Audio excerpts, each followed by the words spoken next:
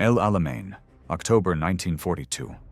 Wind pushed sand across wrecked trucks and burned out tanks, while messages crackled through radios that no longer had an army behind them. Somewhere in that chaos, the legend of Erwin Rommel was already forming. Polished, heroic, almost mythic. But the real man was far more complicated and far more human than the documentaries ever admit. What follows is not the desert hero carved into marble, but the shadowed figure history tried to simplify, and often got wrong. Fact 1. The desert fox, who never believed his own legend. Rommel's fame in North Africa did not begin with a victory, but with a misunderstanding. When he arrived in Libya on February 12, 1941, he stepped into a theater already collapsing under Italian command. The British expected a hesitant, slow-moving German general. Instead, they found a man who moved like he was allergic to standing still. To his own staff, he looked almost reckless. He drove to the front in an open car, binoculars hanging from his neck, dust blowing into his uniform. He wanted to see everything himself, not through reports filtered by fear or ambition. The odd truth is that Rommel's legend was built on moments that felt desperate from the inside. His early counterattacks were not part of a grand strategy. They were attempts to exploit brief windows before British armor reorganized. He gambled because he had little choice. Supplies were thin, fuel unreliable, and reinforcements always too few. More than once, he attacked simply because staying put meant slow strangulation in the desert. It created an illusion of unstoppable momentum, and London newspapers unknowingly helped shape that myth. They exaggerated his speed, his brilliance, his daring. British soldiers gave him a nickname meant as a curse, but repeated as admiration: the Desert Fox. But Rommel privately hated the image. In letters to his wife, he admitted how exhausted he felt, how fragile everything was behind the lines. He knew that every tank he lost was nearly impossible to replace. He watched men suffer from heat stroke, dehydration, and fuel shortages long before they ever met an enemy shell. Even his victories left him uneasy. He could push the British back, but never far enough to change the war's outcome. And in quiet moments, staring at the desert sky, he began to understand a truth that no post-war documentary likes to mention. His reputation was growing faster than his actual ability to win the North African campaign. Rommel became a symbol long before he became a figure of history, and symbols are easier to worship than to understand. Beneath the legend was a man who doubted, feared, and improvised more than he ever planned. The desert did not make him a hero. It simply exposed how human he really was. Fact 2. The general who fought his own high command. Rommel's battles did not start at the front. They started in Berlin. By late 1941, his reports to OKW, the German high command, were turning into arguments written on paper. He asked for fuel. They sent promises. He asked for tanks. They sent speeches. North Africa was treated like a sideshow, yet Berlin wanted victories as if it were the main stage of the entire war. Rommel learned quickly that the enemy behind him was sometimes more dangerous than the one in front. He clashed most often with General Franz Halder, whose cautious, methodical approach stood miles away from Rommel's instinctive, fast-moving style. Halder considered Rommel reckless, a man who lets the situation carry him away. Rommel, in turn, saw Halder as a desk strategist who did not understand that the desert consumed supplies faster than any British offensive. Their relationship grew colder with every request Rommel sent and every denial he received. Even Hitler, who initially admired Rommel's boldness, began to view him with suspicion each time the Desert Fox warned that the situation was unsustainable. Rommel's soldiers felt the consequences long before historians wrote about them. Fuel allocations dropped. Spare parts disappeared. Many units cannibalized their own vehicles, stripping wrecked tanks for gears and bolts just to keep a few machines running. At one point, a panzer regiment reported it had only 5 operational tanks left, not because of enemy action, but because Berlin insisted on delaying the supply convoys yet again. Rommel wrote angrily to his staff that one cannot command without the means to act, but his words rarely changed anything. By 1942, he understood the core problem. North Africa was not a priority. Berlin cared about prestige, not logistics. The myth of the invincible desert fox was valuable propaganda for a failing war, and myths required only headlines, not fuel barrels. Rommel had to win battles with fewer resources than any other German front, and his frustration sank into his letters home, where he confessed that his army stands on sand, not steel. It is a truth few documentaries mention. Rommel did not lose North Africa to Montgomery. He lost it first to his own high command. Fact 3. The field marshal who never became a Nazi believer. The image of Rommel as Hitler's loyal favorite is one of the most persistent myths in popular history. Yes, Hitler admired Rommel. Yes, Rommel received rapid promotions and frequent praise. But admiration is not loyalty, and proximity is not belief. Rommel was a soldier shaped by the First World War, disciplined, patriotic, and proud. But he never became a true ideological follower of National Socialism. His loyalty was to Germany, not to Hitler's racial or political fantasies.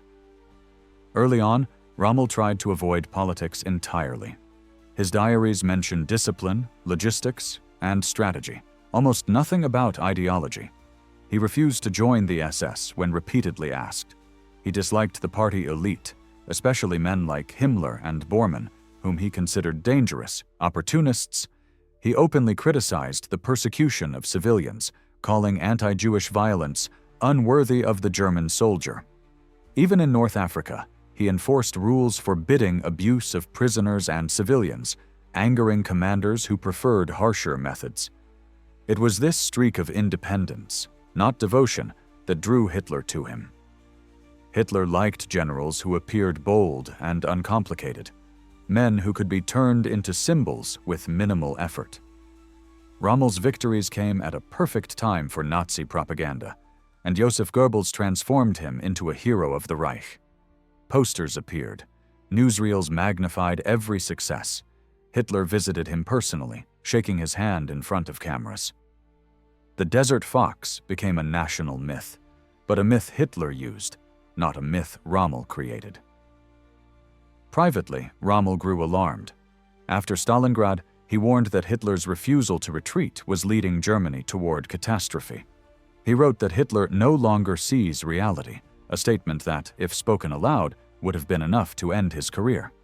He urged negotiations with the Western Allies, believing it was the only way to save civilians from the total destruction he saw coming.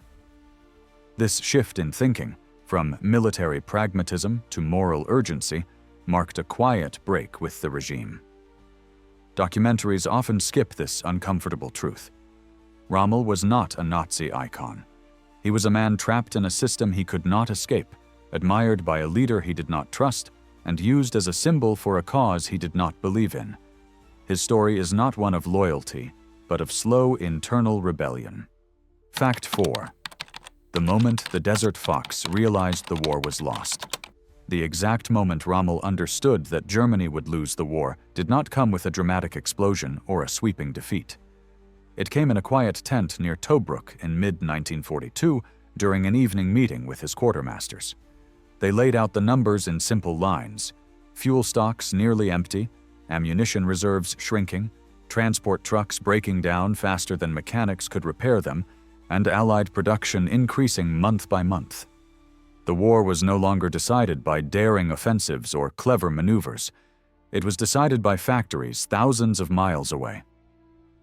Rommel stared at the figures and said little. According to one officer, he simply ran a hand over his face in silence, a rare gesture of defeat from a man known for confidence. He understood what the numbers meant. Even if he won the next battle, and the next after that, the outcome would not change.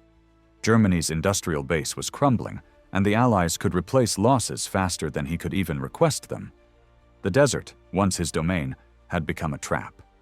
He voiced his fears in a report to Berlin, urging preparation for a strategic withdrawal. The response was chilling. Hitler insisted he hold the line at all costs, a phrase Rommel had grown to dread. It meant men would die for political symbolism, not military sense.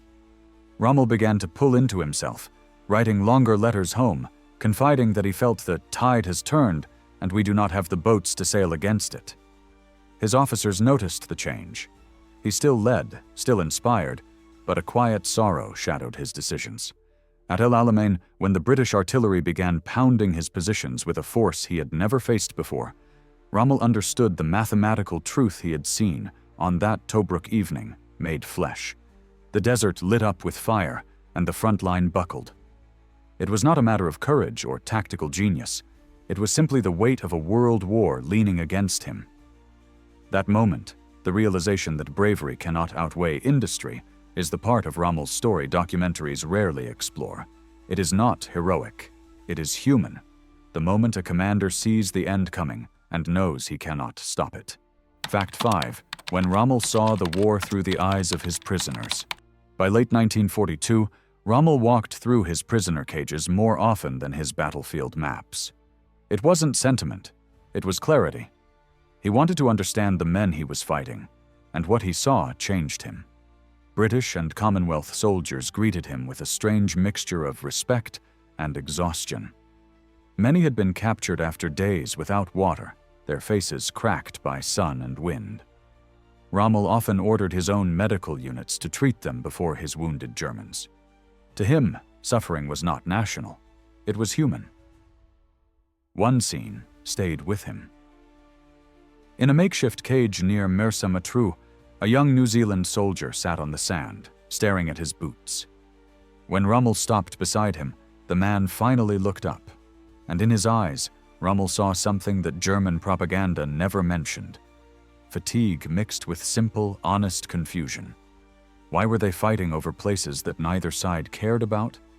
Why were thousands dying for a scrap of desert that would change nothing? Rommel walked away, shaken. The war's logic no longer felt firm. These prisoners were not the weak enemy Berlin described. They were determined, disciplined, and increasingly well-supplied. They were fighting for home, not conquest. Rommel noted this in his diary, writing that the enemy adapts faster than our leadership understands. He realized the conflict's moral shape was shifting. The Allies were learning, improving, adjusting their tactics every month. Germany was not. More than once, he personally intercepted SS officers attempting to mistreat Allied POWs. He threatened to court-martial them, stating that any harm to prisoners would dishonor the German army. This was more than military discipline. It was a sign of Rommel's growing disillusionment with the regime's cruelty. He saw humanity in his enemies, and it made the war's brutality unbearable. History remembers Rommel for his desert maneuvers, but the quieter truth is far heavier. In those cages, he watched the humanity of the men he was ordered to destroy, and something inside him began to break. That fracture, that moral discomfort, would eventually pull him into a dangerous distance from the Nazi leadership. Fact 6. The fox who was blind to the one enemy. He could never outsmart. Logistics documentaries often paint Rommel as a flawless strategist, but the desert revealed his greatest weakness. He never truly mastered logistics. He fought like a gambler who believed boldness could outrun arithmetic. Sometimes it did. Most times it only delayed the inevitable. The supply line from Tripoli stretched more than 1,000 miles across empty desert. Every crate of ammunition, every liter of fuel, every spare part had to travel through heat that destroyed rubber, oil that evaporated, and sand that clogged engines.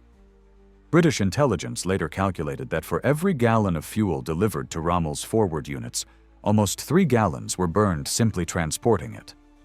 Rommel understood this, but not deeply enough.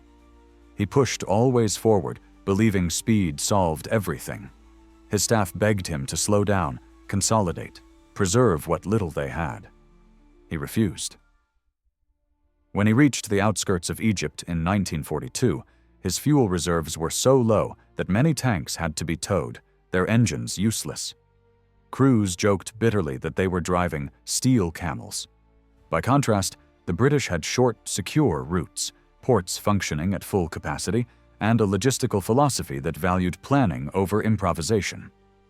Rommel admired their organization even as it crushed him. He once said, Give me their supply system, and I will take Cairo in 2 weeks. This flaw didn't make him a poor commander. It made him a human one. He loved movement, momentum, surprise. But the desert punished every romantic illusion about war. You could surprise an enemy division. You could not surprise mathematics. In the end, Rommel wasn't defeated by Montgomery's strategy. He was defeated by fuel gauges, broken engines, and convoys sunk before they ever touched African sand. The Desert Fox could outthink opponents, but he could never outthink the laws of distance. Fact 7. The moment. Rommel realized he was fighting someone just like him. Rommel underestimated Bernard Montgomery long before they ever faced each other. Early reports described Monty as slow, overly cautious, even unimaginative, the opposite of Rommel's fast, instinctive style. But when Montgomery took command of the 8th Army in August 1942, Rommel sensed something different. His opponent had discipline, confidence, and a clarity of purpose that the British Army had lacked for years. At El Alamein, Rommel encountered a commander who refused to be lured into traps, refused to chase illusions of weakness, and refused to gamble. Montgomery would not fight Rommel's style of war. Instead, he forced Rommel to fight his, a war of attrition, coordination, engineering, and mathematics. War where supply and numbers meant more than audacity. For the first time, Rommel felt outmaneuvered strategically. He watched Montgomery build a machine rather than a maneuver. Artillery, tanks, infantry, engineers, supply trucks, all arranged in methodical layers. It wasn't elegant, it wasn't glamorous, it was effective. When the British barrage at El Alamein began, the desert shook for hours. Rommel knew immediately that this wasn't another probing attack. It was a wall of fire designed not to break him quickly, but to crush him slowly. He admired it even as it destroyed his lines. "He has understood the desert," Rommel reportedly said. "He fights it, not me." Montgomery didn't defeat the Desert Fox with brilliance. He defeated him by being a mirror image in reverse, cautious where Rommel was bold, methodical where Rommel was improvisational, supported where Rommel was abandoned by Berlin. Rommel finally faced a commander who could match his determination without sharing his vulnerabilities. It was not a duel of personalities. It was a duel of philosophies. And Rommel understood, in that bitter moment, that courage alone would not win the war. Fact 8. The field marshal who tried to tell Hitler the truth and paid the price. In early 1943, after the collapse in North Africa, Rommel was summoned to see Hitler in Rustenburg. The meeting was short, tense, and unforgettable. Rommel presented the situation plainly. The Afrika Korps was exhausted, undersupplied, and outnumbered. Continuing the campaign would only waste more lives. He urged withdrawal, restructuring, and a realistic assessment of Germany's chances in the broader war. Hitler stared at him with cold disbelief. In Hitler's worldview, defeat existed only in the minds of the weak. He accused Rommel of pessimism, lack of faith, and defeatism, the worst sins in the Nazi lexicon. Rommel countered that realism was not defeatism, it was responsibility. Hitler dismissed him. It was the moment Rommel understood how dangerous honesty had become in the Third Reich. After that meeting, the tone from Berlin changed. Letters went unanswered. Communications became colder. Himmler's circle whispered that Rommel was unreliable. To question the war was to question the Führer, and men who did that rarely survived long in their positions. Rommel returned to France months later, tasked with defending the Atlantic Wall, but the political wound remained. He felt the regime's eyes on him.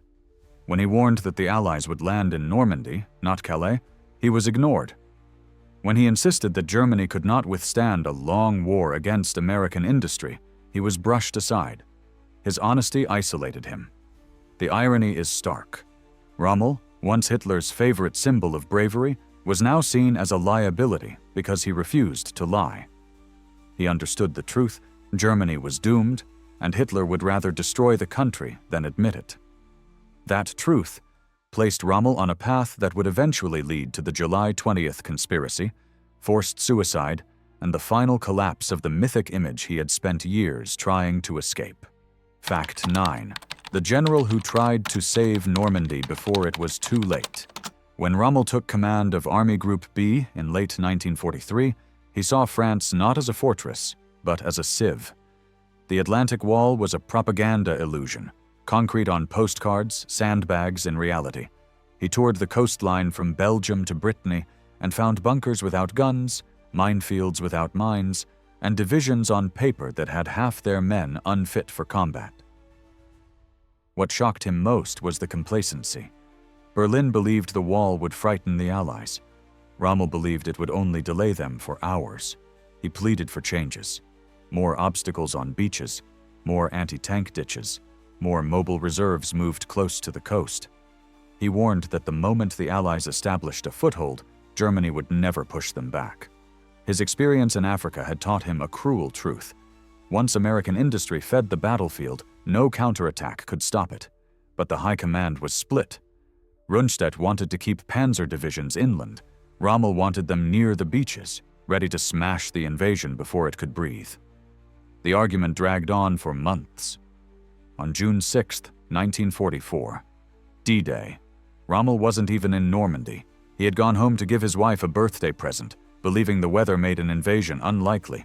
When reports of landings reached him, he rushed back, only to find chaos and paralysis in the command structure. Hitler slept through the first hours. Approvals came too late. By the time Rommel reached the front, the beaches were already lost. He walked among burning vehicles and shattered German units, knowing the battle had been decided before it ever began.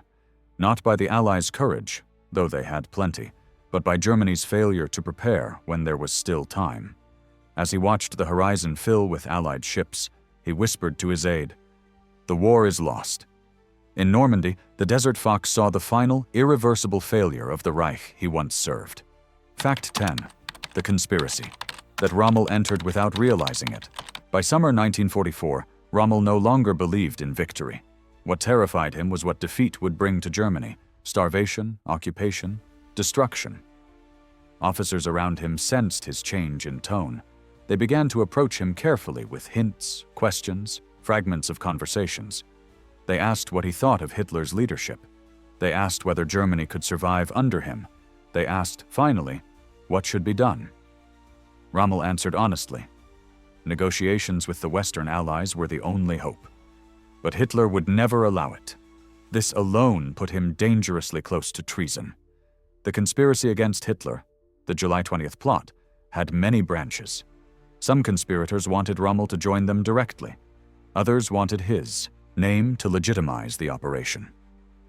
Rommel refused violence. He would not support killing Hitler, believing assassination would stain Germany further and trigger civil war. But he did support removing Hitler from power and establishing a new government to end the conflict. In the eyes of the conspirators, this was enough. In the eyes of the Gestapo, it was more than enough. Rommel never attended a single plotting meeting. He signed no documents. He gave no operational orders. Yet his reputation, his moral authority, and his quiet support for peace tied him to a movement he never fully joined. When the bomb failed to kill Hitler, names were hunted like prey. Rommel's was among them. In his diary, he wrote a single chilling line: "The storm is coming." He knew that even neutrality was impossible. In Nazi Germany, disagreement was guilt. Fact 11. The day the regime decided Rommel must die. The knock at Rommel's door on October 14, 1944, was polite, almost gentle, but every man inside the Rommel house understood what it meant. Generals Burgdorf and Mazel had been sent from Berlin with a message that was not spoken, only implied. Rommel had a choice that wasn't a choice at all: suicide or a public trial that would destroy his family. The charges were fabricated but deadly: conspiracy, treason, loss of faith in Hitler, supporting officers who planned the assassination. Rommel denied being part of any plot, and technically he was telling the truth. But it didn't matter. The regime needed a scapegoat with a famous name. someone whose fall would terrify the officer corps, someone whose death could be hidden behind a hero's funeral. Rommel listened in silence. His wife stood nearby, trembling. His teenage son, Manfred, stared at the officers with disbelief. At the end, Bergdorf placed a cyanide capsule on the table. Rommel looked at the small glass ampule for a long time. Then he asked for a moment alone with his family. He told his son, "In a quarter of an hour, you'll hear that your father is dead." He put on his field marshal's coat, walked out to the waiting car, and sat inside. Moments later, he bit down on the capsule. He died as quietly as he had lived during his most conflicted years, in silence, with a burden he had carried alone. The regime announced he died of a brain seizure. Germany mourned a hero. Few knew the truth until long after the war. The Desert Fox had been executed by the very state that once used him as its shining symbol. Fact 12. The myth the world kept and the man history. Almost lost after the war, Rommel became something strange. A German general admired by the Allies. American and British veterans respected him for refusing brutality. French civilians remembered his attempts to limit destruction. Even historians, often critical of Wehrmacht myth-making, admitted he was one of the few senior commanders who tried, however imperfectly, to hold on to humanity in a war that devoured it. But admiration created distortion. The world built a legend of a clean general, a flawless tactician, a heroic opponent of Hitler. The truth was more complicated. Rommel was brilliant, but flawed, loyal, then disillusioned, brave, yet blind to some realities. He was neither saint nor villain. He was a man trapped between duty and conscience, between propaganda and truth, between a war he tried to win and a regime he ultimately rejected. Documentaries prefer heroes or monsters. Rommel was neither. And that is why the real story matters, because it reminds us that even in history's darkest hours, human beings exist in the gray space that myths try so hard to erase. Rommel's life ended in silence on a country road, but his shadow remains across the desert in the archives, and in the uneasy space between legend and truth. His story is a reminder that war never makes heroes. It only reveals who we are when the world begins to fall apart.